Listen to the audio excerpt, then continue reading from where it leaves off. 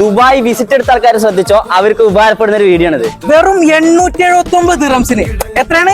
879 ദിറംസിന് by flight visit പുതുക്കാനുള്ള ഒരു സുവർണ അവസരം. എന്റെ ഷെബിയ ബസ്സിലുണ്ട് ഓഫർ. 839 ദിറംസിന് മാർക്കറ്റിൽ എവിടെയും കൊടുക്കാത്തൊരു ഓഫർ. ഇവിടെ ഓഫർ ഉള്ളത് നമ്മളെ കരാമയിലെ എയറോ ഡീൽസിൽ.